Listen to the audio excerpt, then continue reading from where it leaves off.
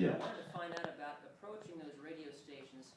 Are they like, do they treat that as like, well, you're going to have to pay us because you're essentially advertising? You know what? Are they That's happy that that's you're- still an open book. I mean, basically what I did was I'm a goofball, guys. I'm a GED kid. I didn't get to go to college. I wish. I didn't do it. So I've always asked questions. I've always tried to find ways to make whatever you need happy. So how that came about, it's not going to be real easy for just some random person to go up, because what I had to do was, we were out, what he's saying is that every radio station, how many people still listen to radio?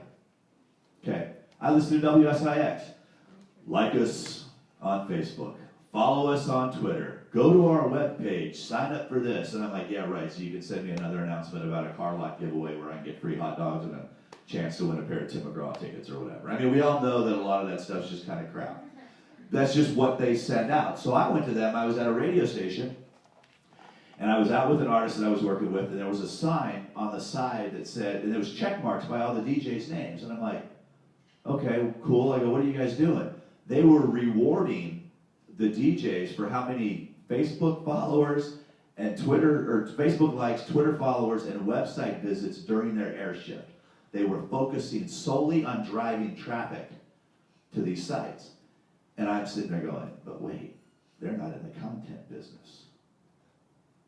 We are in the content business.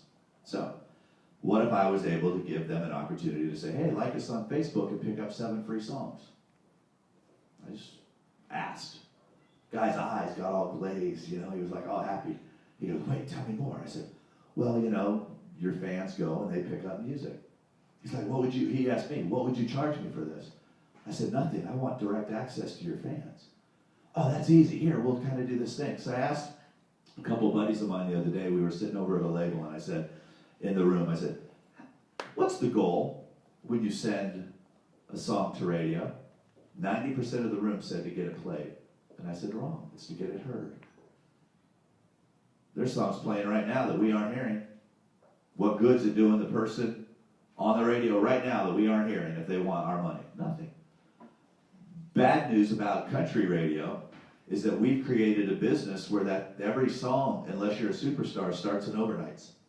So you can have all 130 monitored radio stations, add your song, and it's playing in overnights. And you guys have been here before, have heard me say, unless it's donut shop workers, crackheads, or stock boys, we aren't getting to the target audience that we want to get to.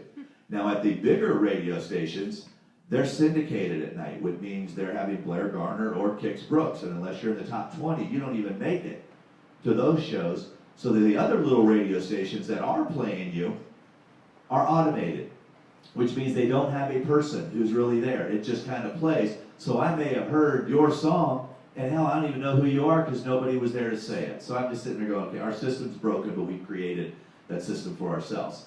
But if I give you the opportunity to send you a song, and what they never asked, which was the funniest thing, well, who gets the data?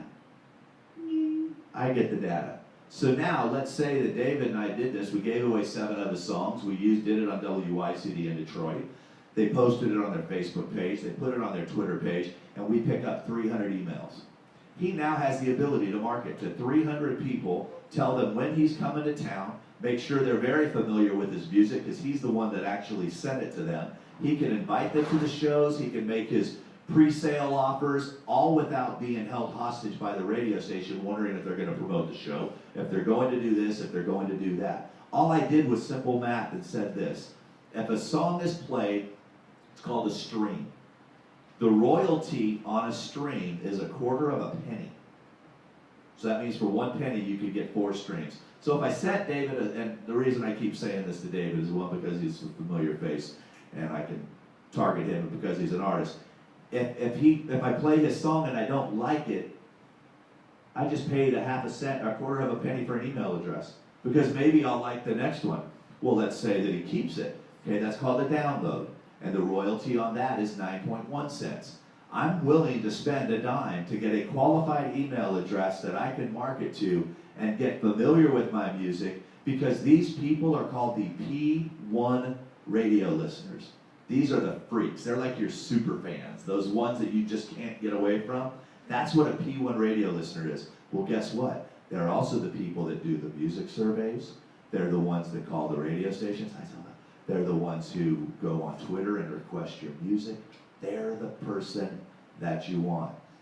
So now I'm actually speaking at CRS. They caught on to what I was doing when I went and shared at the Cumulus thing, and now I'm teaching all these other radio stations basically how to monetize your social networks with the use of music from artists. I'm not sitting there going, hey, here's how you can give us your P1s and we're going to market to them. Shh, that's our secret. I'm going to show them how to monetize it, because what happened was, I don't care if they go out and make money on it, because you know what? They're not charging me to mention my name 3 times on the air, put me on their Facebook page, put me on their Twitter page. Go to the front row of kfrog.net and you'll see Levi Riggs. He was the very first student in the music industry blueprint. He's had a couple songs on secondary radio, no label, no nothing, but we put the program together for him. So it worked out well. You just got to get creative.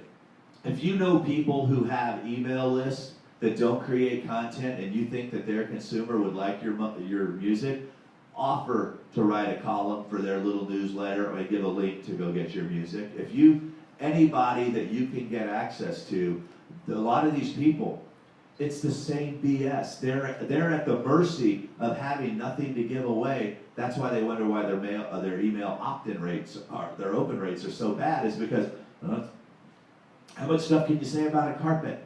You know, if it's a carpet company, but if all of a sudden, that's what I try to teach you guys, is don't become that carpet company. Don't just always send emails saying, vote for me, buy for me, my new song's on iTunes. Send stuff about them. If you know them, say, hey, those of you, Forever 21's having a great sale right now, here's a coupon. You know, by the way, here's a YouTube video I did for you. This is for you. Hey, I wrote this song, here, it's for you. Put it on your iPod, share it with everybody you know. Hey, I did this for you, I did this for you. Then when you do need them, they feel obligated.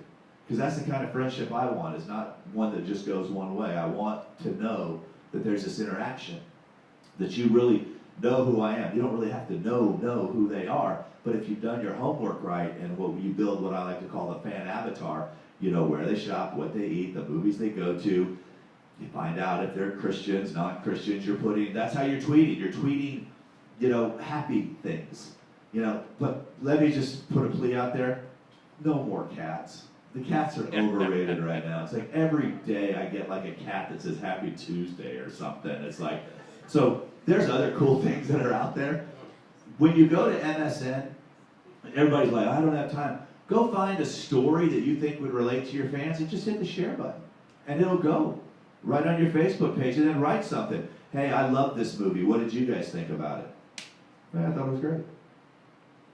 You know, at least they're commenting now. We're having a line of conversation. You don't always have to be the one to come up with creative stuff. I've already told you guys I've made a fortune plagiarizing lazy people. I know they're not going to do it, so I do it. And I give them credit, but it don't matter. I mean, Bob Lessons has wrote a lot of blogs for me because I just kind of put what I think up in the top, give him full credit for it, and then pop his comments in there. Same exact thing. Another thing, if you think that you have a fan that, you know, if Autumn Rose thinks that Lady Antebellum shares, always comment on how much you love Lady Antebellum's music and why it's so special, and start a conversation, because when they see you, they'll start going, well, wait, it's a duo. Wait a minute, I like their music. Use these other artists in ways that make sense. If you're a fan of somebody, tell them you're a fan of something. If you see somebody who follows you put up a cool post, comment on it without ever saying anything about your music. Start a conversation with them about something other than you. I did not bring my phone in or a watch, so please let me know when we're getting